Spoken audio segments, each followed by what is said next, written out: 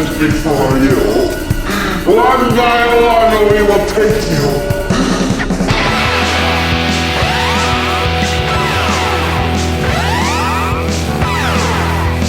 We are here today to talk about our top 5 favorite apocalyptic movie.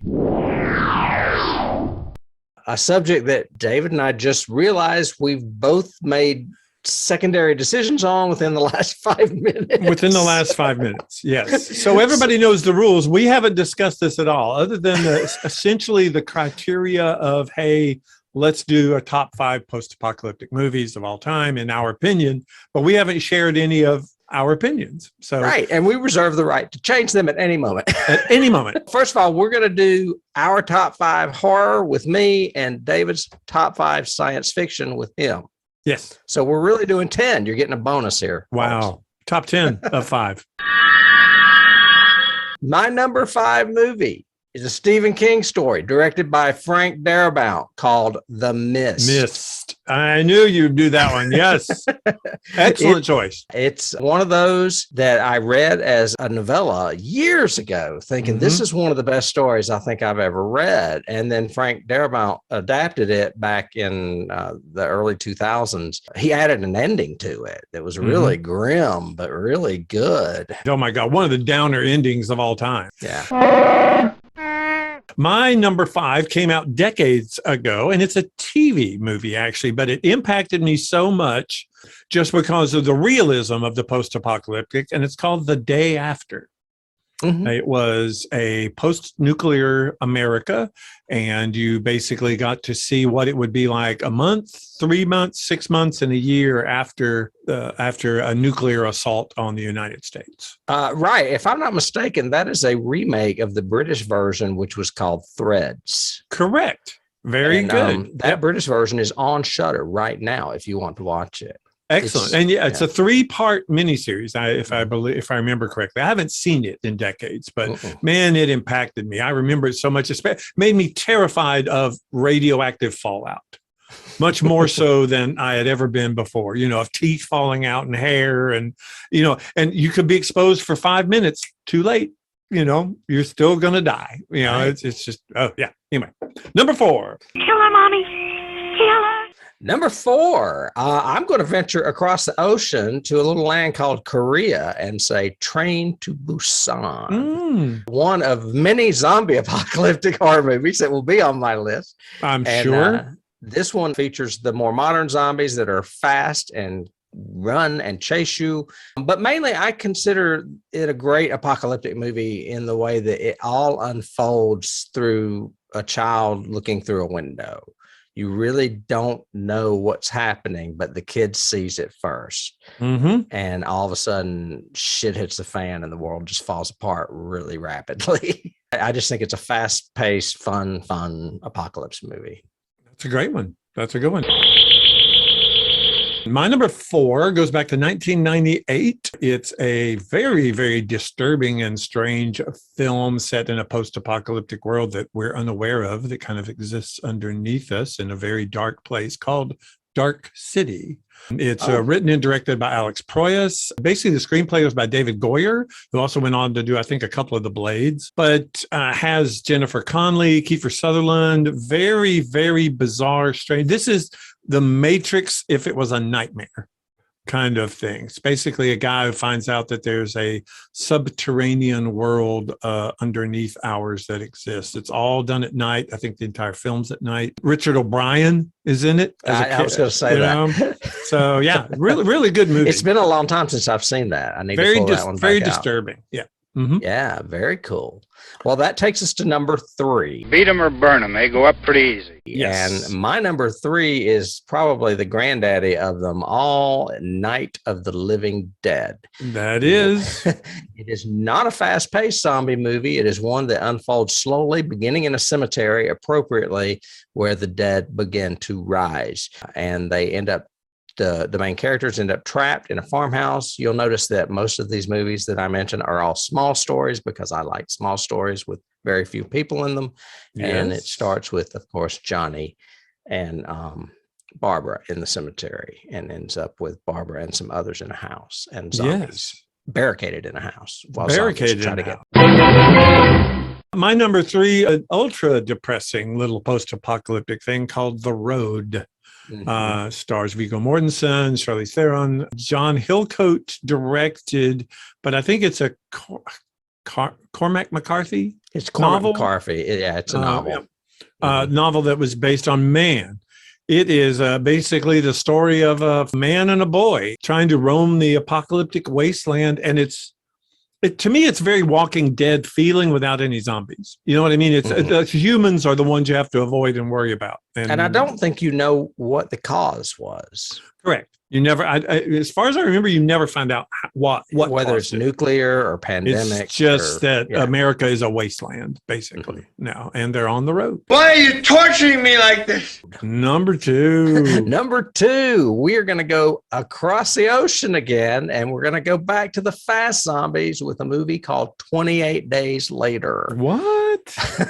This movie was Danny Boyle's take on the George Romero concept of a zombie apocalypse, only these ferociously fast zombies, quote zombies, they're technically infected, are truly frightening. They immediately want to either vomit blood in your face or bite you or whatever and spread the disease rapidly. And it starts again slow with just a man waking up by himself in a hospital and everybody's gone. I love those kind of movies like that. Start with a question. My number 2 has 4 movies in the quadrilogy, I guess is what you would call it. I'm going to go with the last one, which is Mad Max Fury Road. Could do Road Warrior, but I'm going to go with Fury Road just because I think the presentation is so much more dynamic than the other 3. It's George Miller, of course. It's his vision, his story, his thing. Charlize Theron and Tom Hardy are both in it and both excellent. We've covered it on the podcast. You cannot go wrong with any of the Road Warriors. It continues the mythos of this pretty probable post-apocalyptic world where, engines are the only thing and survival at any cost. And you develop all these weird, bizarre clans out there that are your only way to have any form of humanity left. Humanity. We've covered almost all of these on the podcast, I think. Yeah. Actually, yeah. All right. And I guess that's going to bring us to number 1. Mine is Surprise, another zombie movie. No. It is 1978, George Romero's Dawn of the Dead. Classic midnight movie I saw as a teenager. Absolutely is still affecting me today. I mean, I wrote a book about zombies. I'm obsessed with zombie movies. This is basically that ultimate movie that you and I used to talk about years ago that made you always go, what would you do if it happened right now? Yeah. Oh, yeah. And True. I guess I would find some friends and maybe a helicopter pilot and barricade myself in a shopping mall, which is exactly what they do. And I think that's appropriate for your number 1, although 2 Romeros in one 5-point list. Look at you. Well, same universe, actually. Yeah. My number 1, I had to think, what would, what's the first thing that comes to mind when people say post-apocalyptic movie and influence and whatever and how it impacted you, I'm going all the way back to 1968 to one I know you'll agree with, which is Planet of the Apes. Oh, yeah. One of the best post-apocalyptic looks, mostly because, we even talked when we did on the podcast, if it didn't have that title, man, it would have shocked people even more than it already did. But brilliantly done, based on the novel was by Serling, wasn't it? Pierre Boulle. Pierre Boulle was the novel. The screenplay was Rod Serling. Franklin Schaefer directed. I remember that, but Charlton Heston is in it. And Roddy McDowell, Kim Hunter. Damn you all to hell. It's had parodies for decades. It's had sequels, remakes, reboots, even now with the new CGI reboots that are pretty good, actually. But this one just set the tone for post-apocalyptic and kept surprising me all the way through, I think. I totally agree. Yeah. And then, of course, had such a memorable ending that everybody always, refers to. Going back now that we've heard each other's on the list, I had several that I was going to choose that were kind of science fiction more than horror, or a little of both. And I just took them off. That's why mine ended up more zombie like, even though I guess that could technically be considered science fiction too. Well, I kind of have the same thing. Like I had The Stand. I think The Stand's a great post-apocalyptic story. And I had Quiet Place, which is also a horror and a science fiction, kind of. Totally agree. I had The Thing, Invasion of the Body Snatchers, 78, and I had A Quiet Place. All for those reasons. If they weren't intergalactic threats, I would have probably left them on there. But ironically enough, my number 3 was The Road up until 10 minutes ago. Okay. That's ironic that we would have had the same one and same place. Interesting. Yeah. I had other ones on my list that I thought of you as soon as I put them together, like Omega Man. Oh, yeah. Boy and His Dog, which we just covered on the podcast. But my 2 runners-up might surprise you. My 2 runners-up were, they were on the list until a few minutes ago when I pulled them all down. WALL-E. Yeah. I love WALL-E as a post-apocalyptic story. And Avengers Endgame. Yeah. I think, as far as it's post-apocalyptic, but boy, does it have an influence, and man, is it a memorable movie. Yeah. Well, and I think that's how I attacked the list at first. I wanted to be more diverse and not do zombie stuff. But then I started saying, no, these zombie movies are my favorite. So I'm going to do them. Fuck everybody. Right. I have a few other honorable mentions. 10 Cloverfield Lane is another great apocalyptic movie. Still haven't seen If you want to venture into the realm of comedy, Return of the Living Dead and Shaun of the Dead are great. Shaun of the Dead's very similar to Train to Busan, where it's all happening around him and he doesn't even realize it, which is hilarious to me. And then another movie I just took off the list last minute because I've only seen it once is called It Comes at Night. Okay. Which is definitely on our list to cover on the podcast one day. I have to admit, I was surprised you didn't do 12 Monkeys. I considered that too. That is science such fiction. a happy movie of yours. I mean, that's such a favorite of yours. So, it is. And one last honorable mention is, of course, the television series, The Walking Dead. I mean, my God, you can't be more apocalyptic than that, especially with zombies. True. True.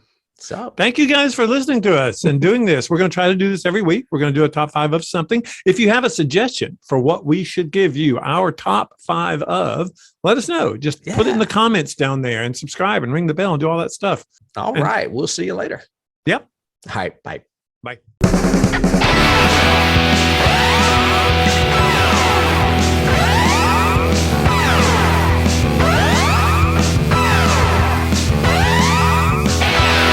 You can't start the car, John.